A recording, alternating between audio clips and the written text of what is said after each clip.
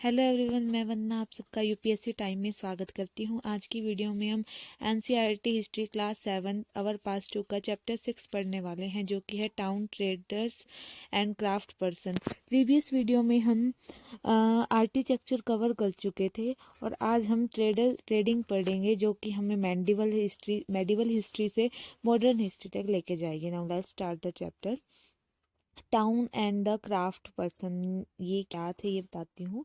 Thanjavur capital of the Cholas, जो अपन ने previous video में थंजावुर टाउन के बारे में पढ़ा था, सॉरी टेम्पल के बारे में पढ़ा था, जिसे राजा ने बनवाया था, उसके बारे में बात हो रही है। कैपिटल ऑफ चोलास, जो कि चोलास की कैपिटल थी, नियर रिवर कावेरी, कावेरी नदी के सामने, home to the Raja Rajeshwara temple by the king Raja Chola. ठीक है, जिसे राजा चोला जो किंग थे उन्होंने बनवाया था इस टेम्पल को।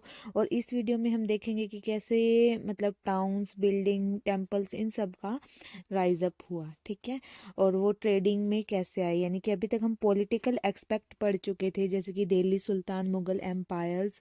आज हम वो ट्रेडिंग सिस्टम पढ़ेंगे कि कैसे ट्रेडिंग्स हुई। ठीक है, Thanjavur is example of town, temple and the temple authorities used for the wealth to grant the finance for the trade and the banking. Along with the king grant, a large number of people started setting nearby. मतलब जो ये Thanjavur temple था, उसके चारों towns भी बस जाते थे, मतलब टाउन बने होते थे जहाँ पे आसपास के लोग रहा करते थे। Like Thanjavur other temple of town are the Somnath, Somnath in Gujarat, मतलब थंजावुर की तरह जैसे सोमनाथ है गुजरात में, Kanchipuram and Madurai in Tamil Nadu and the Tirupati and Andhra Pradesh, sorry Tirupati in the Andhra Pradesh. इसी तरह से थंजावुर की तरह गुजरात का सोमनाथ और आंध्र प्रदेश के तिरुपति, मदुरई तमिलनाडु के और कांचीपुरम का एग्जाम्पल दिया गया है।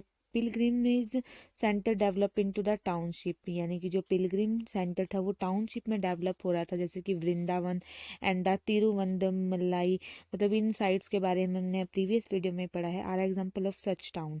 Ajmer was the capital of Chauhan king in 12th century and the become सुबह headquarter under the Mughals, मतलब मुगल्स के अंडर में सुबह के हेड क्वार्टर्स बन चुके थे। उसके बाद है हमारा small town emerge from the large village.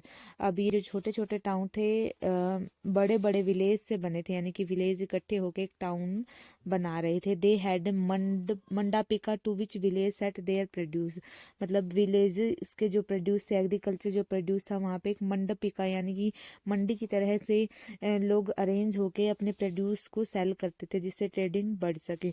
Dual साहब मार्केट, यानी कि अभी हम इस चैप्टर में ट्रेडिंग के बारे में पढ़ रहे हैं, तो वो ट्रेडिंग कैसे होती थी, यानी कि अगर हम देखें तो सिटीज़ का डेवलपमेंट कैसे होता है जब किसी की जगह की इकोनॉमिकल वैल्यू अच्छी हो। अगर सिटी इकोनॉमिकल वैल्यू अच्छी होगी, उसके बाद अगर हम देखते हैं इकोनॉमिकल वैल्यू कब अच्छी होगी, जब वहाँ की एग्रीकल्चरल प्रोड्यूस अच्छी होगी, एग्रीकल्चर प्रोड्यूस अच्छी होगी तो ट्रेडिंग अच्छी होगी, और लोगों में मतलब मनी का एक्सपेंडिचर, मतलब मनी एक्सपेंड ज़्यादा होगी, इसलिए लोग अपने आप को डेवलप करने की सोचेंगे, तो विलेज से टाउन, टाउन से बड़ी बड़ी सिटीज़ डेवलप होगी। Hope you can learn the timeline what I am trying to say. They had a mandapika and a dual sohib market street called the हट्टा, मतलब हट्टा बोला जाता था, जहाँ पे मतलब बाजार वगैरह लगते थे इनको सामान को बेचने के, यानी कि एग्रीकल्चर प्रोड्यूस को। यूजुअली सामंत एंड जमींदार built fortified place near this town which lived tax on the traders, मतलब जो ट्रेडर्स थे उनके ऊपर टैक्सेशन लगता था। जो ट्रेडिंग करने आते थे ये कौन होते, सामंत या फिर जमींदार होते थे, जो आसपास किले बना लेते थे। Indian spices and cloth were sold in the red sea were purchase by the Italian trader and eventually reach the Europe market fetching the highest price, मतलब इंडिया से मसाले वगैरह लेके उनको यूरोप, मतलब फॉरेन कंट्री में ज़्यादा प्राइस पे बेचा जाता। Craft person of the Bidar, expert in inlay work of the copper and silver called the Bidri, मतलब क्राफ्ट पर्सन थे जो इसमें एक्सपर्ट थे, बिदड़ वाले, inlay work of the copper and silver called the Bidri.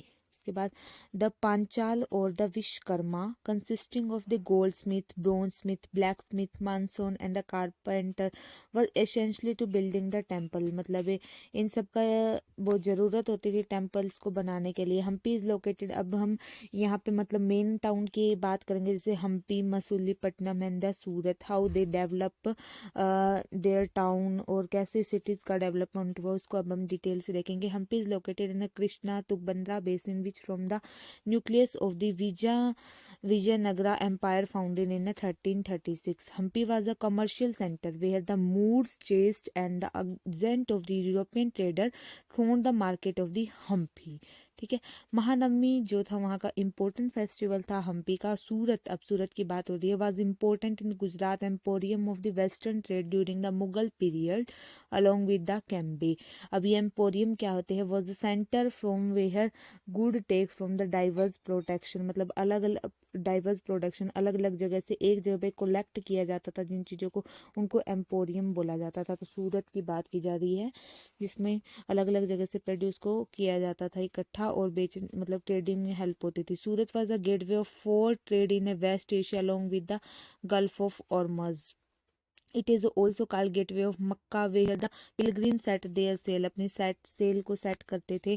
Textile of the Surat वाला famous of gold lace zari, मतलब जो gold की जो एम्ब्रॉयडरी होती जरी होती थी उसके लिए को मतलब को सूरत का कपड़ा उद्योग बहुत फेमस था। केस्ट्री and the seat of the Mahajan have a use banking in Surat and also the Surat hundis were, ये मतलब ये इंपॉर्टेंट वर्ड है, hundis were famous in the far of market of the Cairo Egypt Basra in Iraq and the Antwerp in the Belgium, मतलब foreign में भी ये सब चीज़ें फेमस थी सूरत की। Surat later become the decline due to the Mughal empire. Surat later become the decline due to the decline of Mughal empire, जैसे जब मुगल का एम्पायर डिक्लाइन होता गया। Control of the sea route by Portugal and the competition, अब सूरत का मुगल का डिक्लाइन कब क्यों हुआ, क्योंकि control of sea route by Portugal, जो पुर्तगाली थे उन्होंने सी रूट पे कंट्रोल कर दिया था। The competition from the Bombay where English East India Company shifted its headquarter 1668, मतलब ईस्ट इंडिया कंपनी ने अपना हेडक्वार्टर 1668 में फिक्स कर लिया था, जिस वजह से मुगल्स का डिक्लाइन हो गया और सूरत भी नीचे की तरफ आ गया। मसूलीपट्टनम अब थर्ड है, Masulipatnam first Hampi and after that the Surat. अब है नाउडी Masulipatnam on the delta of the Krishna river. Both English and Dutch tries to control the Masulipatnam, English और डच दोनों ने मसूलीपट्टनम को कंट्रोल करने के लिए की ट्राई किया as a coast of Andhra, क्योंकि वहाँ से आंध्रा नियर होता था, आंध्र प्रदेश। द फोर्ट जो फोर्ट था मसूलीपट्टनम में उसको मतलब डच ने बिल्ट किया है। As the species gain popularity, great Indian trader like Abdul Ghaffar and the Vizievora who owned large number of sheep competed with them.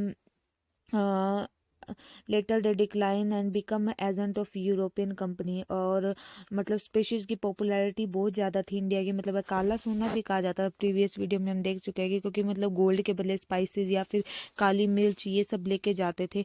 उसमें अब्दुल गाफर और वीरजी वोरा थे जो बहुत सारी शिप ओन करते थे, उनके पास बहुत शिप थी, कम्पीट करते थे मतलब यूरोपियन कंपनीज से। ठीक है।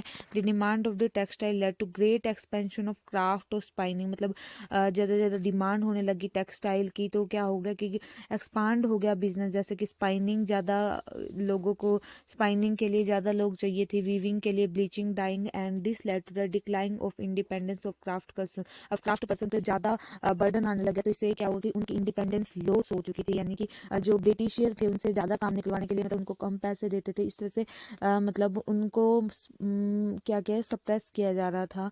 ठीक है, उनका यूज़ किया जाता है। 18th century saw the rise of Bombay. 18th century हम देखते हैं कि इस तरह से मतलब जैसे कि ब्रिटिशर आए उस तरह से क्या बॉम्बे का राइज अप हुआ, मद्रास का राइज अप हुआ, कोलकाता भी ज़्यादा नोबल सिटीज टुडे, और जिसको आज हम नोबल सिटीज़ के नाम से भी जानते हैं। इसी तरह से आज का हमारा ये चैप्टर कंप्लीट होता है। अगर आपको इस चैप्टर से रिलेटेड किसी भी टाइप की क्वेरीज या क्वेश्चन हो तो आप कमेंट बॉक्स में पूछ सकते हैं, और अगर आपको वीडियो पसंद आया तो वीडियो को लाइक कर दीजिए। अगर आप चैनल पे नए आए तो चैनल को सब्सक्राइब करके बेल आइकन को प्रेस कर दीजिए ताकि आने वाली वीडियो की नोटिफिकेशन आपको टाइम पर मिलते रहे। Stay tuned. Thanks for watching the video.